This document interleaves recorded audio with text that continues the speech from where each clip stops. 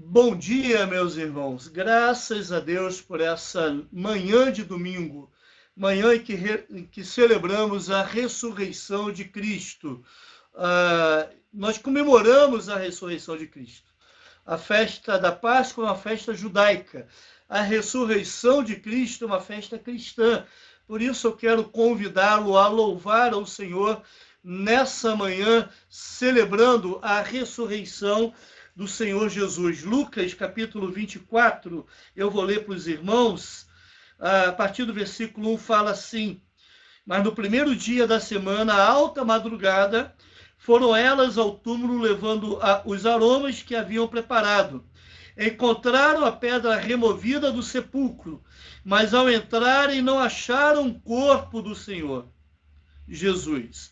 Aconteceu que, perplexos a esse respeito, apareceram-lhe 2 varões com vestes resplandecentes, e estando elas possuídas de temor, baixando os olhos para o chão, eles lhes falaram: por que buscais entre os mortos ao que vive? Ele não está aqui, mas ressuscitou. O Senhor Jesus ressuscitou, para que nós, através dele, através da ressurreição dele, nós tivéssemos vida. Mas eu quero cantar também um hino com os irmãos aqui, que fala sobre substituição, a morte do Senhor Jesus na cruz. Vamos cantar esse hino, depois vamos fazer uma oração inicial. Então cante comigo aí, se for possível, acompanhe a letra e vamos cantar juntos esse hino que fala sobre o que Jesus fez por nós na cruz do Calvário.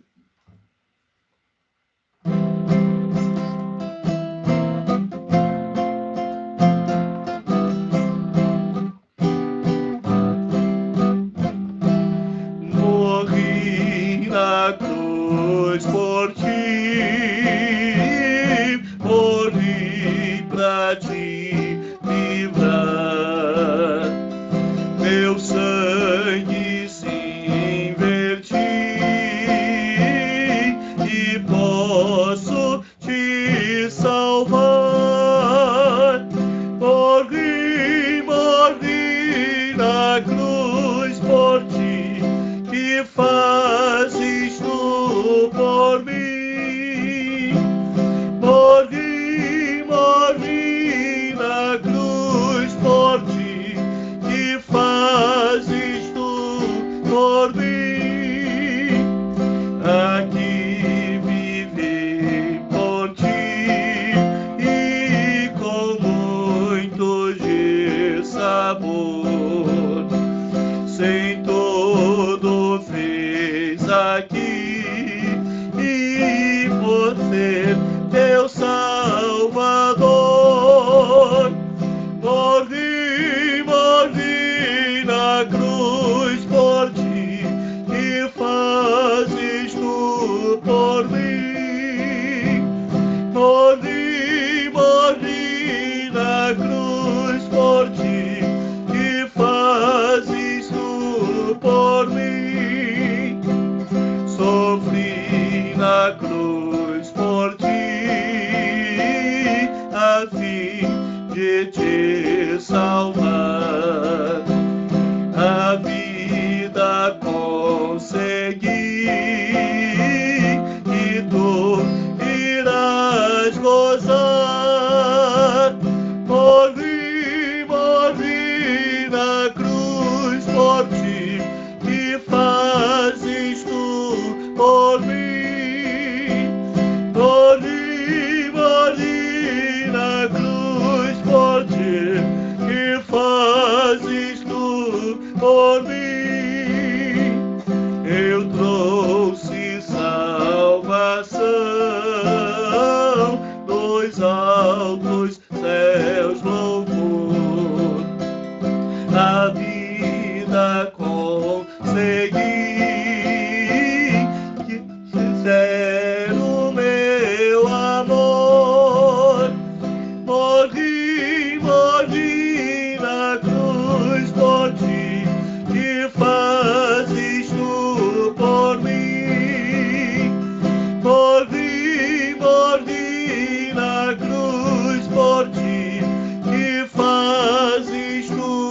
por mim. Eu acho que deu uma embolada aí na terceira e na quarta estrofes, mas a mensagem ficou, não é? O Cristo nos substituiu naquela cruz. Aquele lugar era nosso. Aquele sangue vertido era para ser o nosso. Mas Cristo pagou o preço pelos nossos pecados, morrendo na cruz em nosso lugar. Então vamos orar. Eu vi uma expressão que ontem, uma pessoa dizendo o seguinte: o lugar do crente não é no Calvário, o lugar do crente é na cruz. A ideia é o seguinte: tem muita gente próxima à cruz, no Calvário, mas não quer tomar a sua cruz e seguir a Cristo. Lembrando que tomar a sua cruz é seguir a mesma trajetória, o mesmo caminho que Cristo seguiu até a cruz. Então, que esse tempo em que nós lembramos o sofrimento, a morte de Cristo na cruz e a sua ressurreição, nos leve também a refletir qual é a nossa posição. Estamos próximos à cruz de Cristo ou estamos juntos a Cristo, entregando a nossa vida, dispostos até mesmo a morrer por sua causa? Então, quero convidá-lo a essa primeira oração, né? Feche os seus olhos, eleve os seus pensamentos ao Senhor. Pai querido, muito obrigado por essa manhã de domingo. Obrigado a Deus, porque Cristo ressuscitou numa manhã de domingo. E porque Ele vive, nós também viveremos, ó Pai. Abençoa-nos, ó Deus, durante todo o momento desse culto que iremos oferecer a Ti. Que tudo seja agradável, que seja um cheiro suave chegando ao trono da graça, ó Pai. Ó Deus, obrigado, ó Deus, porque podemos celebrar a Cristo, podemos lembrar a morte de Cristo na cruz do Calvário, e também, ó Deus, podemos celebrar a sua ressurreição, que traz significado para a nossa vida cristã e a certeza de uma vida eterna contigo. Senhor, receba, ó Pai, a nossa oração e o culto que estamos oferecendo. Em nome de Jesus, amém. Eu gostaria de cantar com os irmãos mais um hino, e esse é um hino que nós sempre cantamos nessa época de Páscoa, de celebração da ceia do Senhor, aliás, celebração da ressurreição de Cristo. Eu gostaria de cantar com os irmãos esse hino. Porque Ele vive, posso crer no amanhã. Então vamos cantar ao Senhor esse hino, celebrando a ressurreição e a vitória de Cristo na cruz do Calvário. Estou procurando aqui a palheta, mas eu não estou achando. Então vai sem palheta mesmo. Então vamos cantar esse hino. Porque Ele vive, achei, irmãos. Porque Ele vive, posso crer no amanhã, porque vivo está. Celebre o Senhor com essa certeza.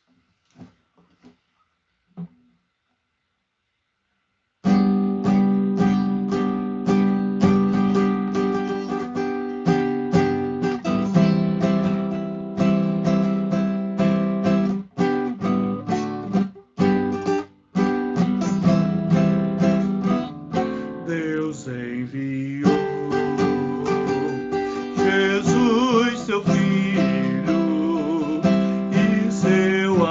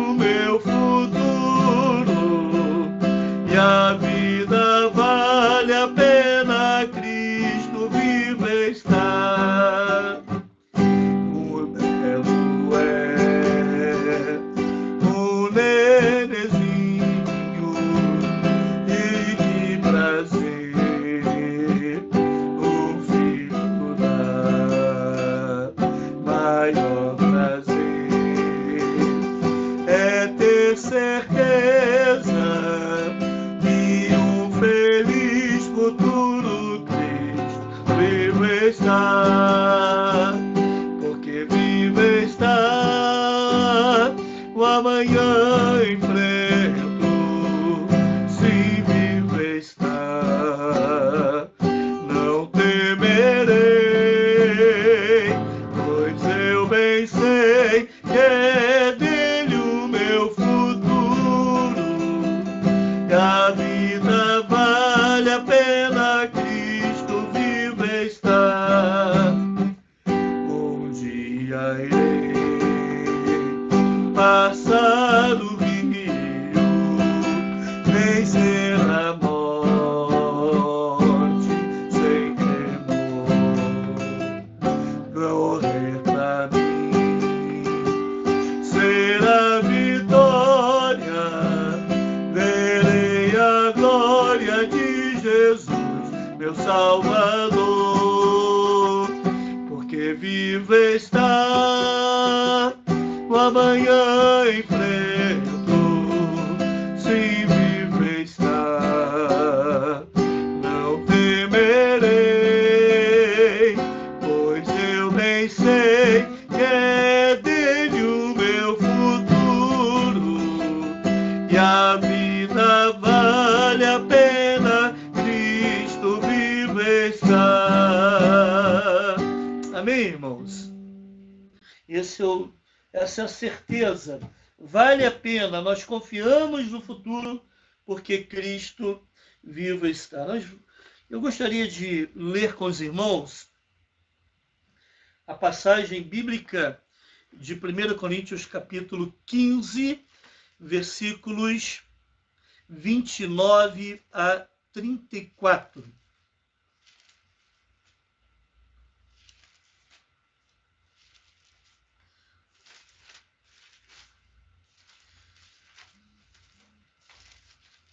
Primeiros Coríntios capítulo 15, versículos 29 a 34. O texto bíblico fala assim: doutra maneira, que farão os que se batizam por causa dos mortos? Se absolutamente os mortos não ressuscitam, por que se batizam por causa deles? E por que também nós nos expomos a perigos a toda hora? Dia após dia morro. Eu protesto, eu afirmo, irmãos, pela glória que tenho em vós outros em Cristo Jesus, nosso Senhor. Se como homem lutei em Éfeso com feras, que me aproveita isso? Se os mortos não ressuscitam, comamos e bebamos, que amanhã morreremos. Não vos enganeis, as más conversações corrompem os bons costumes.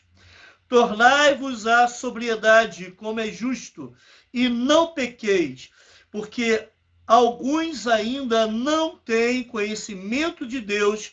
Isto digo para a vergonha nossa. Eu quero orar, irmãos, mais uma vez.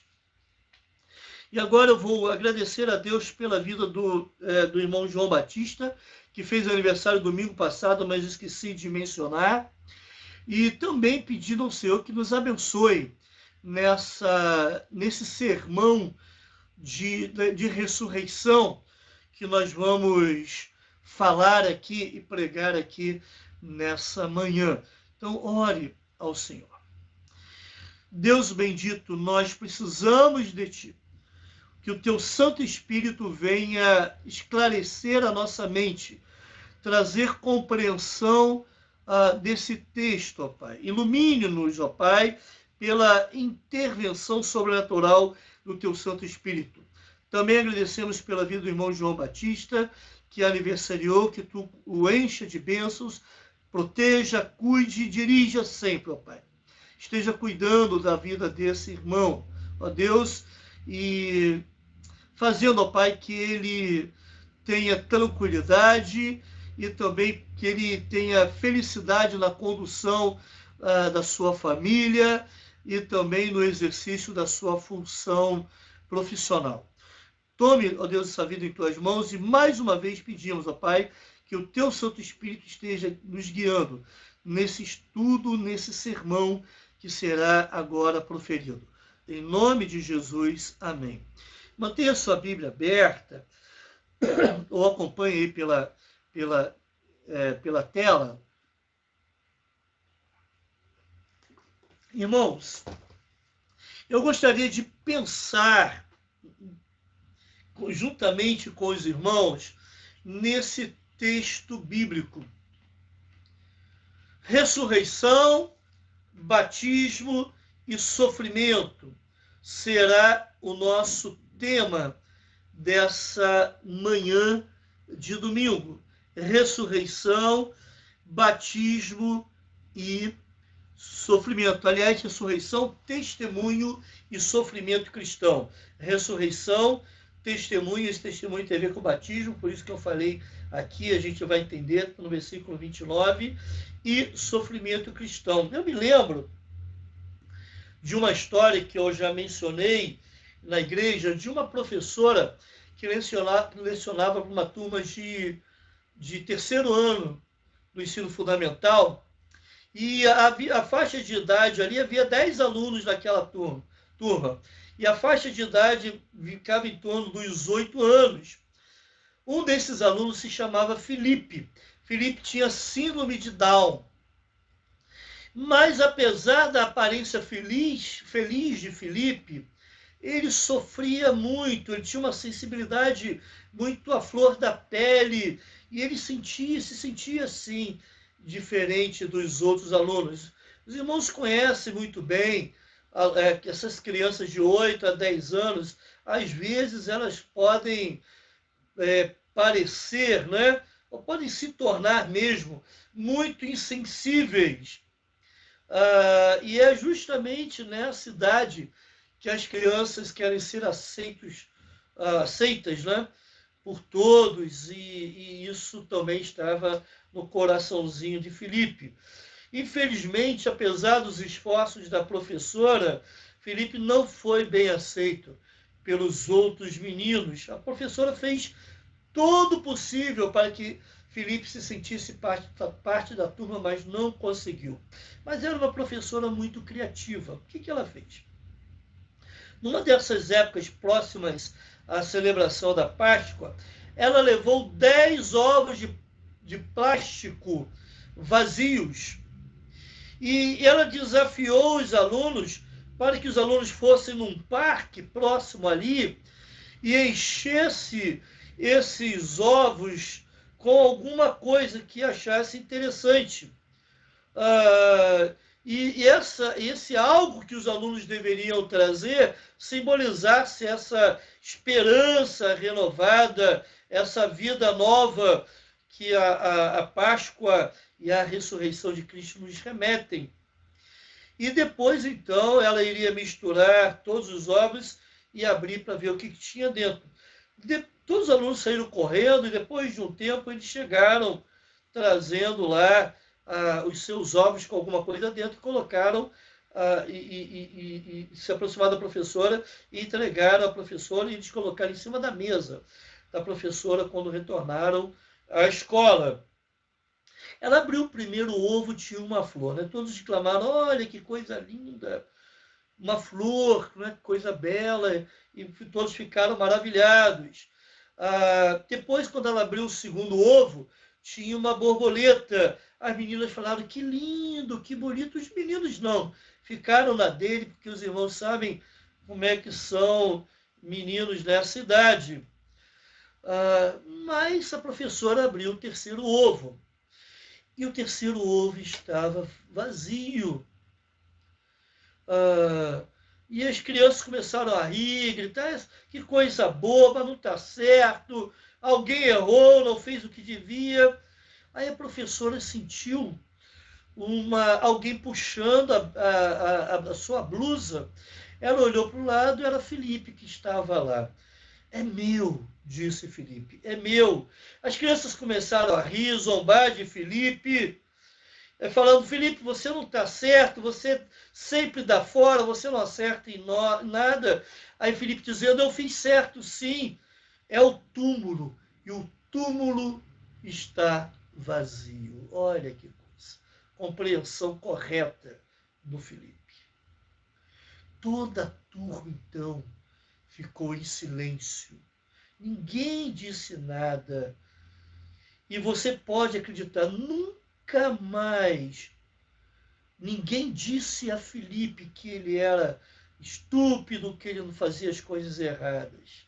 E, de repente, a partir daquele momento, ele foi aceito por aquela turma. Naquele ano, Filipe faleceu. Seus pais sabiam há muito que ele não teria uma vida muito longa. Ele tinha problemas no seu corpo. No final de julho, com uma infecção que qualquer pessoa, qualquer um daqueles coleguinhas de turma venceriam com facilidade, Filipe faleceu. Seu velório foi realizado numa igreja em que aqueles pais frequentavam. No dia do seu velório, 9 crianças de 8 anos, os irmãos já sabem quem são, foram para a frente da igreja e colocaram em cima do caixão de Filipe, cada uma colocou um ovo de Páscoa vazio. Irmãos, Filipe tinha uma compreensão sobre a Páscoa que poucos tinham. O túmulo de Cristo está vazio.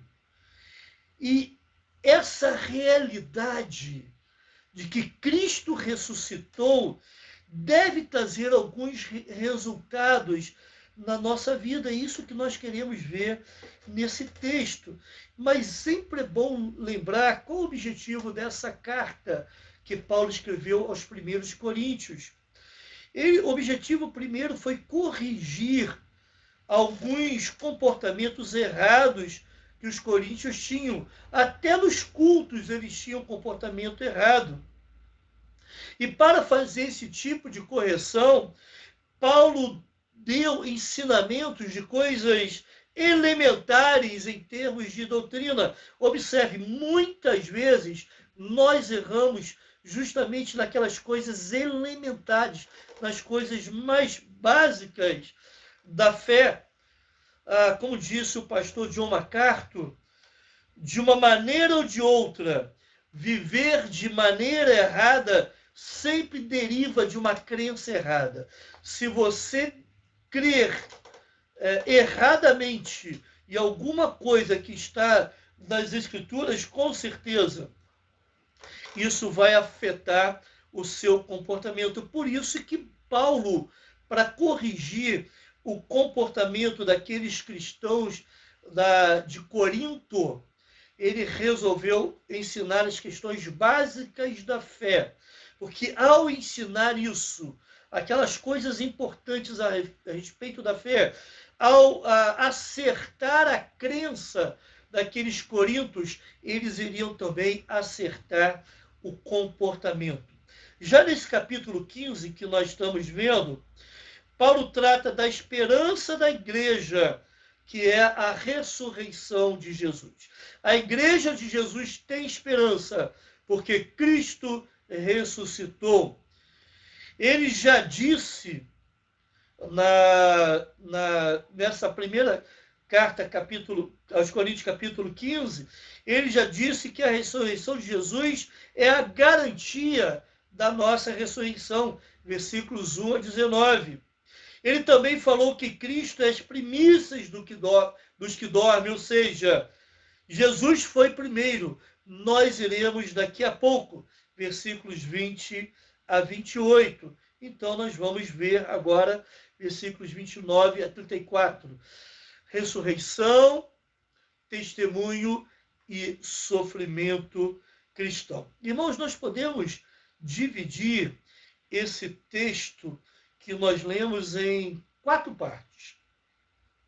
Na primeira parte, temos que a ressurreição traz esperança aos novos crentes de uma vida eterna. A ressurreição de Cristo traz esperança aos novos crentes de uma vida eterna. Na segunda parte, nós veremos que a ressurreição traz sentido ao sofrimento em prol da propagação do Evangelho. Na terceira parte, veremos que a ressurreição traz uma nova mentalidade à existência humana. E, finalmente, na quarta parte, veremos uma advertência que Paulo traz para uma vida sóbria e santa. Então, vamos ver essas partes agora de uma forma mais detalhada. Primeiro ponto, então, a primeira parte, a ressurreição de Jesus traz sentido para a esperança dos novos crentes de uma vida eterna, está lá no versículo 29. Por favor, vamos reler esse versículo 29. De outra maneira, que farão os que se batizam por causa dos mortos? Se absolutamente os mortos não ressuscitam, por que se batizam por causa deles? Irmãos, esse versículo tem trazido muita discussão ao longo dos tempos. Infelizmente, alguns acham que se você se batizar no lugar de uma pessoa que já morreu, isso fará com que a pessoa tenha vida eterna. Espero que o irmão entenda que isso é uma loucura em termos bíblicos. Em primeiro lugar, não existe nenhuma outro lugar na Bíblia que traga essa ideia. Então, nós não podemos tirar uma doutrina de um único texto bíblico. Isso leva a uma heresia, conforme alguns pensam assim. Existe uma seita que faz isso, que são os mormons. Eles batizam no lugar dos mortos, mas isso não é isso que Paulo quis dizer. Em segundo lugar, essa ideia está errada, porque ela é contrária às outras doutrinas bíblicas, que tratam de salvação pessoal e que falam da necessidade pessoal da fé em Cristo e do arrependimento dos pecados. Isso é uma coisa que nós que temos que fazer. Não é? Aos Hebreus diz que, capítulo 9, que está destinado ao homem morrer apenas uma vez. Vindo logo depois disso, o juízo. Então não tem jeito. O homem vai morrer uma vez, depois que morto, não tem mais possibilidade alguma de salvação. Isso precisa ser feito antes que a morte venha, porque logo após a morte haverá o juízo. Então, uma interpretação mais provável, irmão, mais plausível desse versículo é que se refere aos cristãos novos que se batizaram em virtude da pregação e testemunho dos cristãos que já haviam morrido.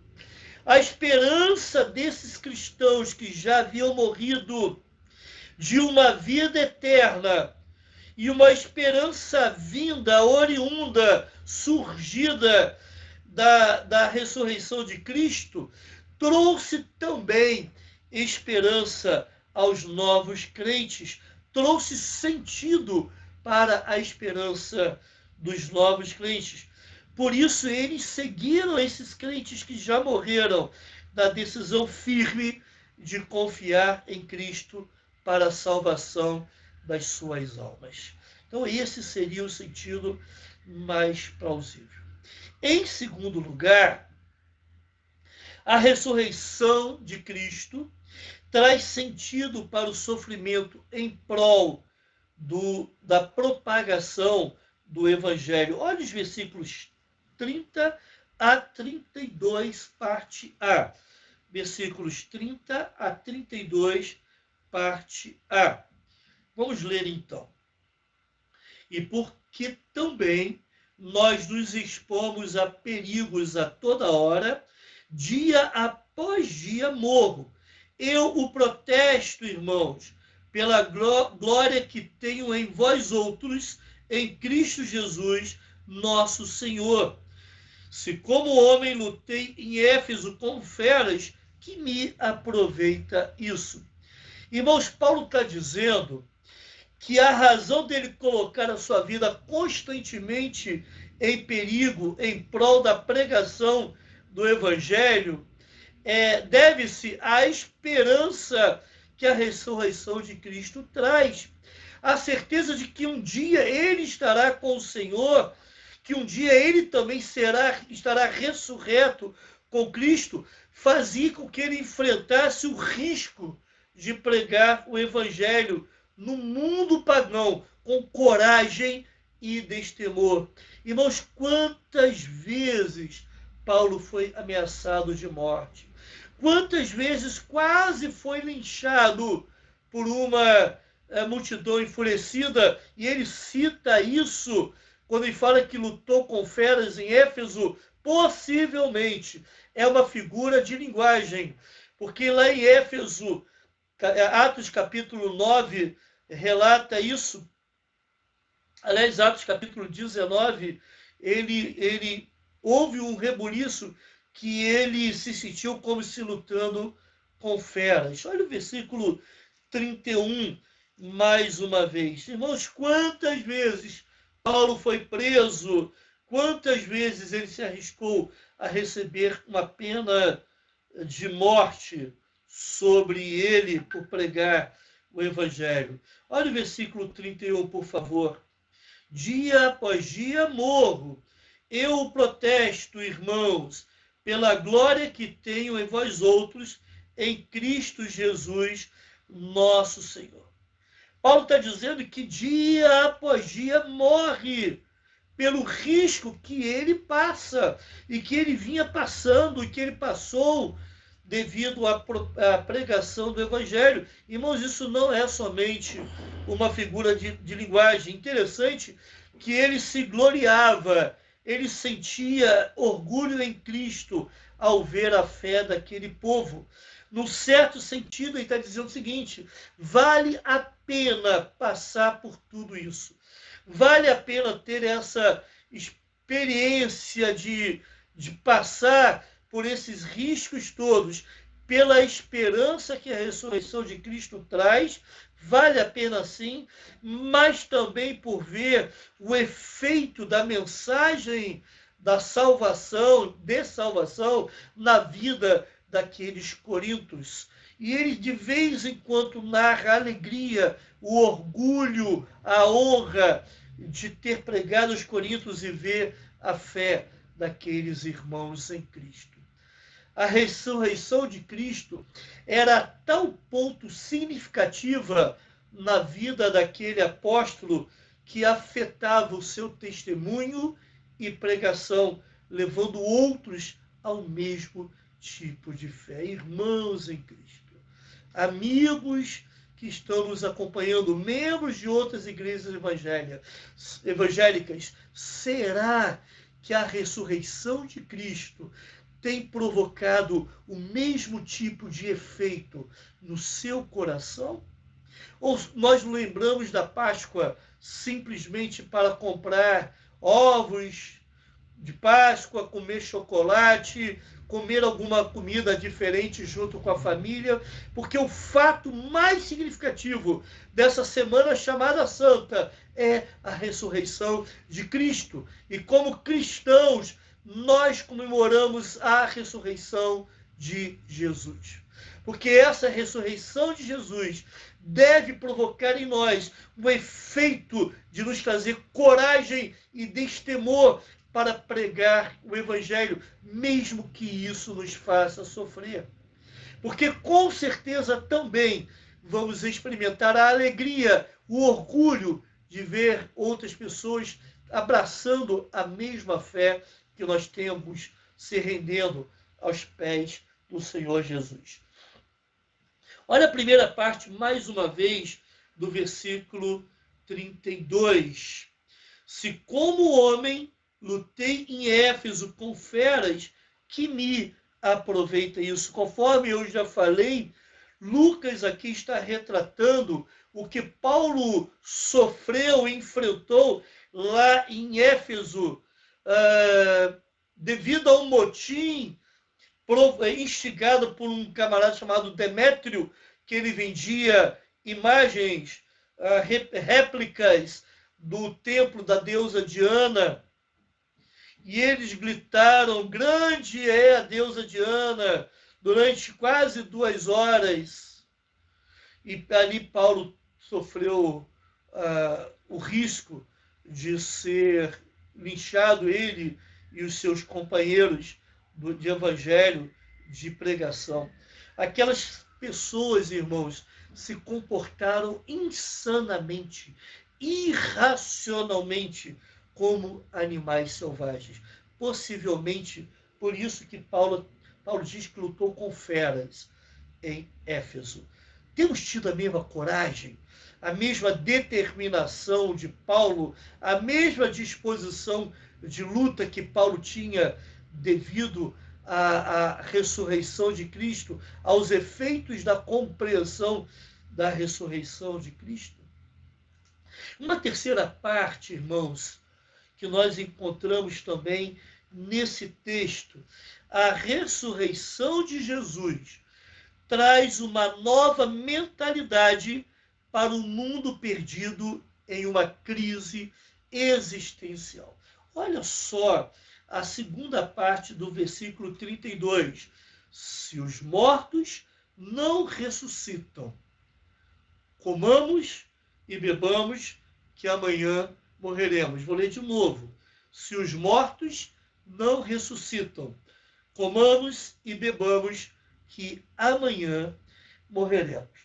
Irmãos, essa é uma citação literal que Paulo faz de Isaías 22:13. É justamente isso. Comamos e bebamos, que amanhã morreremos. Essa é uma citação que Paulo extrai desse texto, Isaías capítulo 22, versículo 13.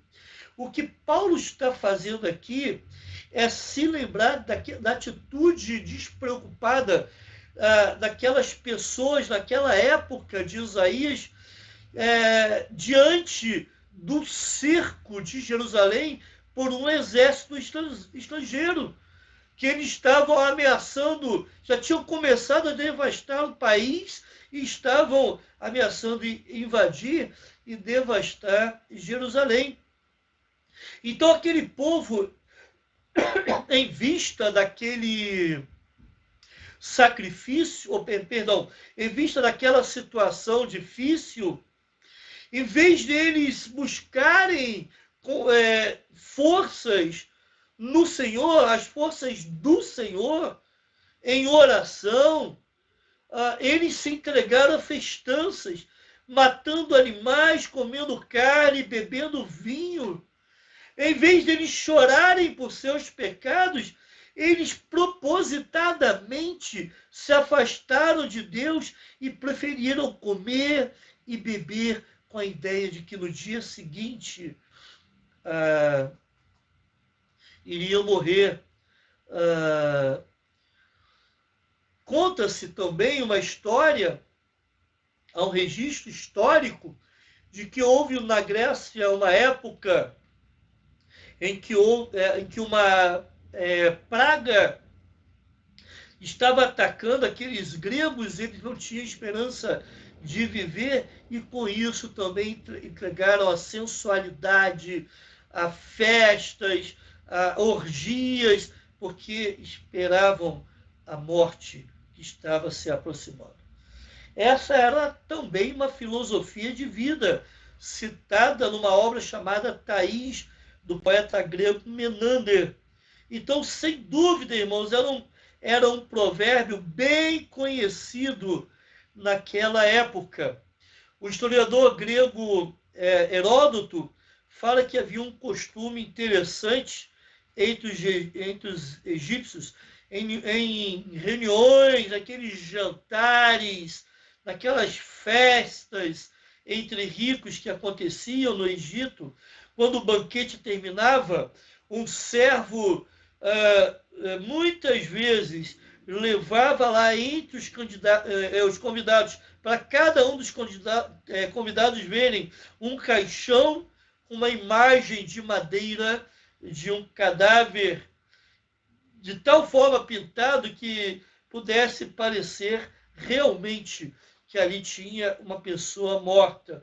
E o servo mostrava esse cadáver para os convidados e dizia: goze, beba, seja feliz, porque quando você morrer, você será assim.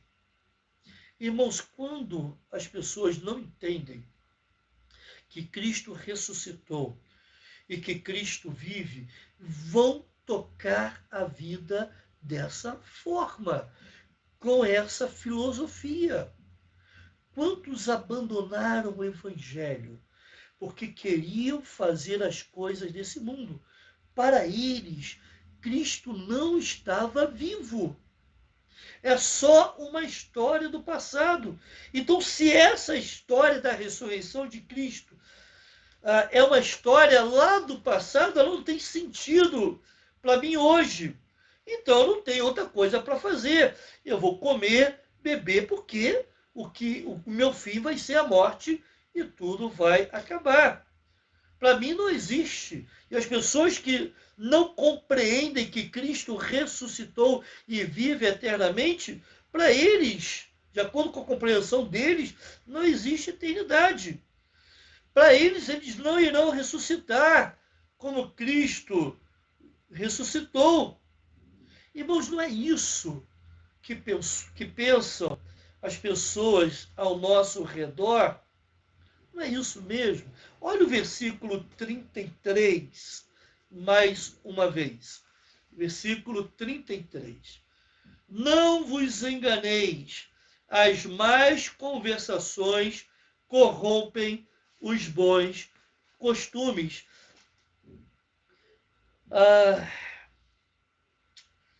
Presumivelmente, quando Paulo cita isso, faz essa citação, ele está se referindo a algumas pessoas que simplesmente zombavam dessa doutrina da ressurreição de Cristo. Dá uma ida lá, segunda epístola de Pedro, capítulo 3, versículos 3 e 4.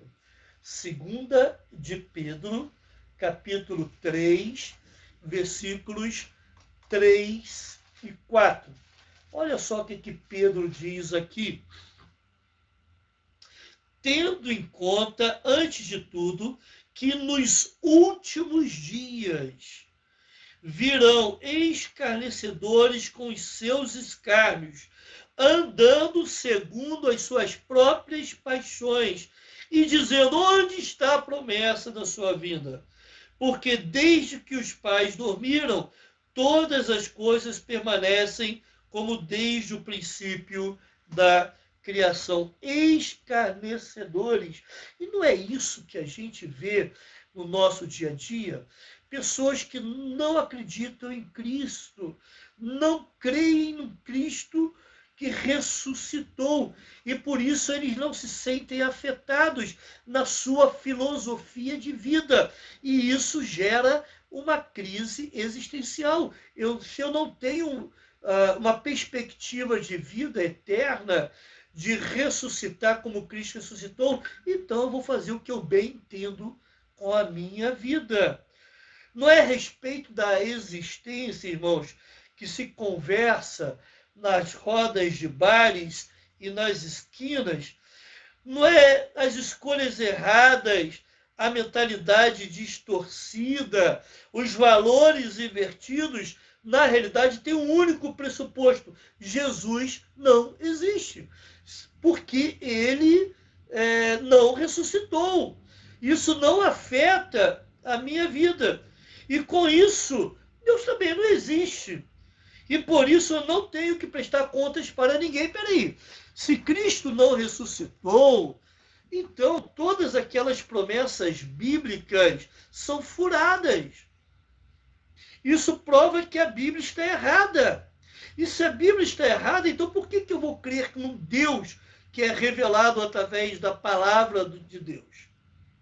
Irmãos, é impressionante como muitos abrem suas Bíblias como se fosse um amuleto e repetem os textos bíblicos simplesmente para ter algum tipo de boa sorte. Isso é um absurdo. Alguns até acham que Cristo foi um personagem histórico, mas como ele não ressuscitou, e essa é uma história que os cristãos contavam simplesmente para se convencerem a continuarem na sua fé, de acordo com os ímpios. Então, se Cristo não ressuscitou, então eu não tenho que prestar contas para ninguém. Cristo não ressuscitou. A Bíblia mente. Deus não existe. Então eu não tenho que prestar contas para ninguém. Olha só que mentalidade diabólica. Porém, a ressurreição de Cristo, a compreensão desse fato muda a mentalidade e a existência ganha um novo significado. Não negam a Deus, mas se orientam através de uma teologia deturpada para justificar a perversão do caráter humano. É impressionante isso. Então, a doutrina da ressurreição de Cristo traz significado à nossa existência. Mas no versículo 34, Paulo traz uma advertência. Olhe, por gentileza, por favor, mais uma vez, 1 Coríntios capítulo 15, versículo 34. Tornai-vos à sobriedade, como é justo, e não pequeis. Porque alguns ainda não têm conhecimento de Deus, e isto digo para vergonha vossa. Paulo aqui não tem dificuldade em fazer com que alguns daqueles corintianos, nem sei como é que se fala, que viviam em Corinto, pertenciam àquela igreja de Corinto, eles tivessem vergonha, ou passassem por vergonha, devido à deturpação da fé. Eles, com as más conversações, diziam que Cristo não ressuscitou, e com isso estava fazendo com que os bons costumes de outros crentes se corrompessem. Por isso, Paulo encerra esse texto conclamando a sobriedade e a santidade. A sobriedade, porque devido a uma compreensão errada leva a um ensino errado e a uma influência errada. Paulo está chamando aquelas pessoas que agiam assim ao bom senso. Possivelmente, irmãos, alguns coríntios influenciados por pessoas que estavam no meio da igreja, mas não eram convertidas, e a parte B diz que eles não conhecem a Deus, foram levados ao pecado, replicando a mentalidade de um mundo incrédulo e divulgando isso aos outros crentes.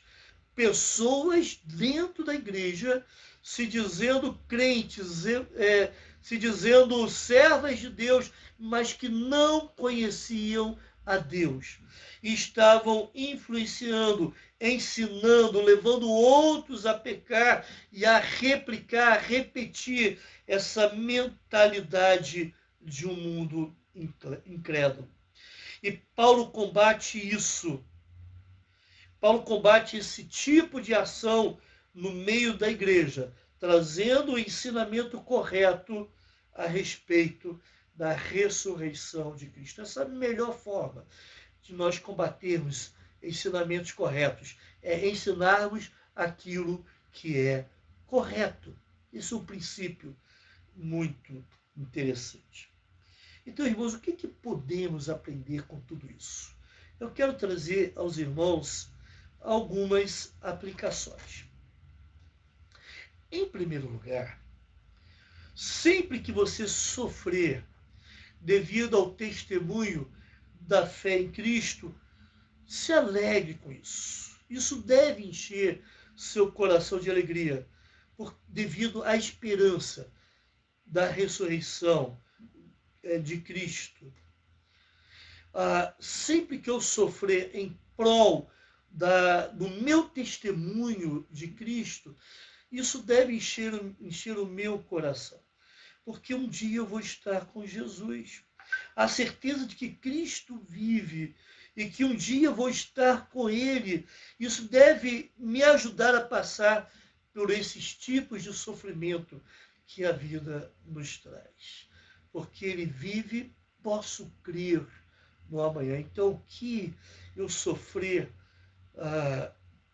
devido ao meu testemunho do Evangelho de Cristo, não deve significar, não deve trazer tristeza, porque há um amanhã. Cristo vive e eu estarei com Ele. Em segundo lugar, se você crê em Cristo e crê na ressurreição, então não pode pensar e ter os mesmos desejos de alguém que não crê a mesma coisa. Se você crê em Cristo, se você crê que Cristo ressuscitou, então você não pode ter o mesmo pensamento e os mesmos desejos daquelas pessoas que não têm o mesmo tipo de fé. Se a sua mentalidade, se os seus desejos são parecidos com aquelas pessoas que você conhece, que não abraçam a fé de Cristo, não creem na ressurreição de Cristo, isso pode ser um indicativo de algo errado na sua vida. Então é tempo de avaliar o seu coração. Quem sabe você tem os mesmos pensamentos, você se diz um crente em Jesus, mas tem os mesmos pensamentos de uma pessoa que não crê em Cristo, de um ímpio, de um incrédulo, de uma pessoa que não crê na ressurreição de Cristo. E a ressurreição de Cristo não significa nada na sua vida. Se isso acontece, meu amigo, você precisa pensar a sua fé em Cristo. Você pode até gostar da igreja, gostar dos irmãos da igreja, gostar dos trabalhos da igreja, mas se algo não muda devido à fé em Cristo e à compreensão da ressurreição de Cristo, tem algo errado em você. Por isso, nessa época, nesse dia em que celebramos a ressurreição de Cristo, você pode aproveitar para avaliar como está o seu coração. Você crê em Cristo realmente? Você já se entregou para Cristo e reconheceu nele o único e suficiente Salvador da sua vida? Você já se rendeu aos seus pés? Já confessou os seus pecados? Já se arrependeu dos seus pecados? Já entregou a sua vida para Jesus? Faça isso nessa manhã. Tudo vai mudar. Quando você crer em Cristo, quando você perceber os efeitos da ressurreição de Cristo na sua vida, a sua existência será feliz. Uma nova existência vai acontecer. Em terceiro lugar, irmãos, uma terceira aplicação, não se deixe levar por pensamentos errados, mesmo que seja alguém que esteja junto de você na igreja. Se alguém tem ideias erradas, lembra que Paulo está falando, as más conversações corrompem os bons costumes. Se alguém está trazendo ideias erradas, ideias que não são de Deus, ideias que refletem muito mais uma natureza pecaminosa, não se deixe levar por essas pessoas, repreenda essas pessoas. Faça como Paulo, faça com que elas passem vergonha. Fale mesmo, olha, meu irmão, meu jovem, meu amigo, você está errado nessa sua mentalidade, nessa sua atitude, nesse ensinamento que você está dando. Faça isso com coragem, irmão. Quem sabe você pode ganhar aquela pessoa para Jesus, porque aquilo significa que ela ainda não conhece a Cristo e ainda não sente os efeitos da ressurreição de Cristo em sua vida. Então, mesmo que alguém que sente do seu lado esteja com você todos os domingos, quartas-feiras, nos eventos da igreja, traga algum ensinamento contrário, não se deixe levar, influenciar por esse tipo de gente. Finalmente, a quarta e última aplicação, a nossa esperança deve estar estribada na ressurreição de Cristo. Com certeza isso vai gerar em nós uma fé viva que leve outros a ter a mesma esperança. Essa esperança estribada na ressurreição de Cristo gera uma fé viva, e essa fé viva leva outros a quererem, a desejarem o mesmo tipo de esperança e de fé. Esse é o grande desafio, é o desejo de Deus para a vida de cada crente. Tem uma história que é verídica, que aconteceu durante uma guerra entre a Rússia e a Finlândia. Nessa guerra, 7 soldados russos foram capturados e condenados à morte pelo exército finlandês. Na noite anterior, antes de dormirem, e aquela noite antecedia a manhã em que seriam executados, um dos soldados começou a cantar um hino, que o hino dizia: seguro nos braços de Jesus. E perguntaram então por que ele estava cantando essa canção. E ele falou entre lágrimas que tinha ouvido esse hino sendo cantado por um grupo de soldados do Exército da Salvação 3 semanas antes. Ele tinha ouvido, passou por um determinado lugar, e aquele grupo de pessoas do Exército da Salvação estavam reunidos, eles fazem muito isso nas esquinas, cantando esse hino, seguro nos braços de Jesus. Esse soldado também falou que, enquanto ainda era criança, ele tinha ouvido várias vezes sua mãe cantar esse hino. Tinha ouvido várias vezes sua mãe falar de Jesus e cantar também outros hinos, esse hinos e outros hinos a respeito de Jesus, mas ele em nenhum momento, ele cresceu, se tornou jovem, mas ele não quis receber a Cristo como seu Salvador pessoal. E nessa noite, enquanto ele estava deitado, aguardando a manhã chegar, a manhã de sua execução, ele se lembrou, como se a sua mãe estivesse ali presente, cantando os hinos. Ele se lembrou do rosto da sua mãe de forma nítida, e enquanto ela cantava o hino que ele tinha ouvido recentemente, ele se lembrou da sua mãe, como se ela estivesse ali do lado dele, cantando aquele hino seguro nos braços de Jesus. Irmãos, as palavras dessa canção e os versículos bíblicos, versículos da Bíblia que ele tinha ouvido tantas vezes pela boca, através da boca de sua mãe, há tanto tempo atrás, vieram à sua mente. E ele testemunhou, então, dessa fé que ele tinha acabado de ter ali em Cristo, aos seus companheiros de prisão. Ele testemunhou o que estava acontecendo com ele, narrando essa história, não só para os companheiros de prisão, mas também para os guardas que estavam ouvindo. E eles viram quando ele orou para que Cristo pudesse perdoar os seus pecados e purificar a sua alma, tornando-o pronto para estar diante de Deus.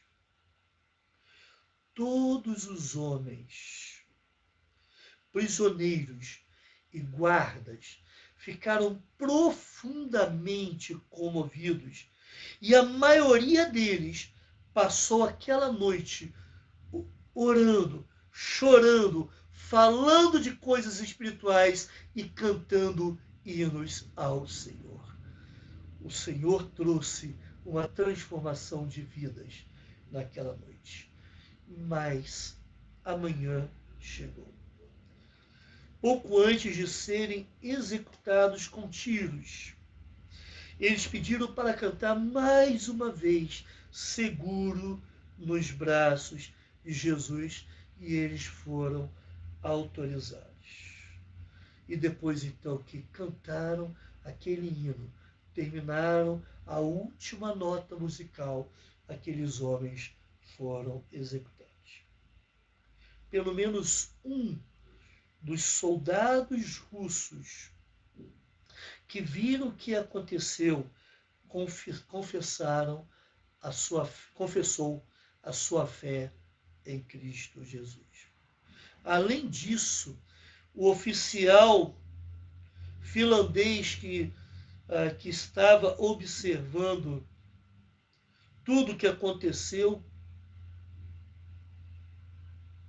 disse assim, essas foram as palavras desse oficial finlandês: o que aconteceu nos corações dos outros, eu não sei, mas eu me tornei um novo homem a partir daquele momento. Eu conheci a Cristo através de um jovem discípulo. O que vi foi suficiente para perceber que também poderia ser de Cristo. O que a certeza da ressurreição de Cristo pode provocar, o testemunho vivo que isso pode trazer na vida das pessoas que estão à nossa volta.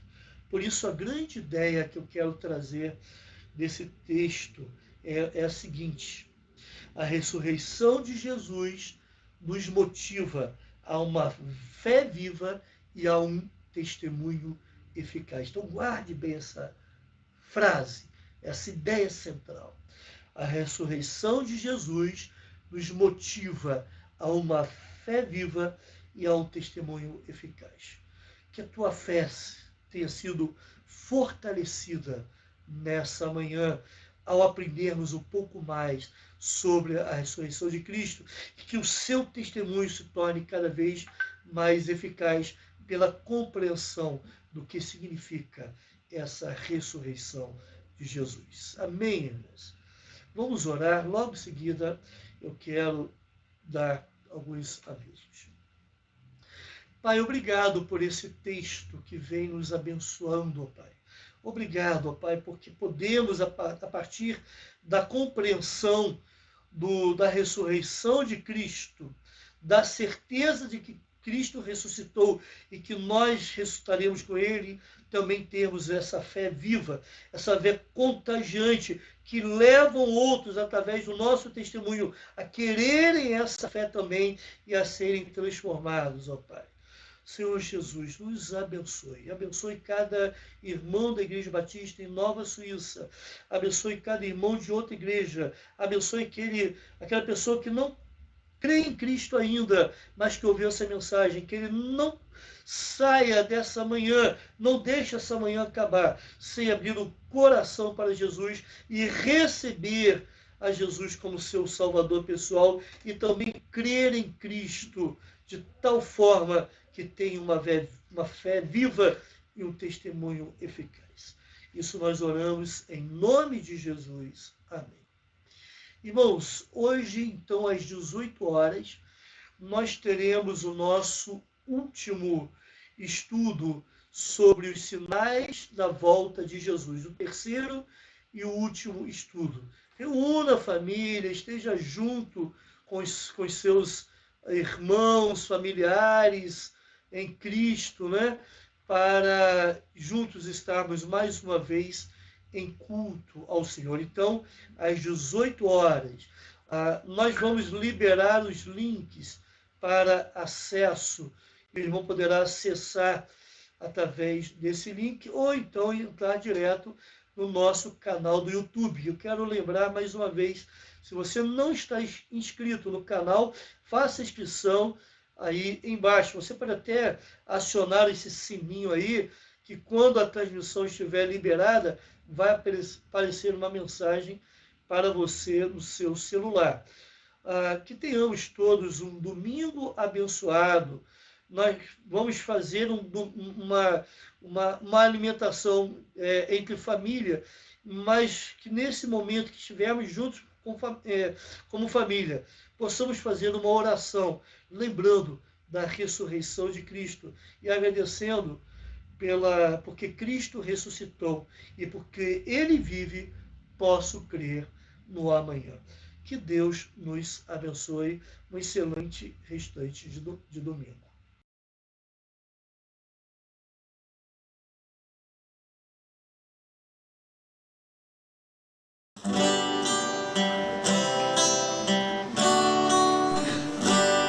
A Deus demos glória com grande fervor, seu Filho bendito por nós todos deu.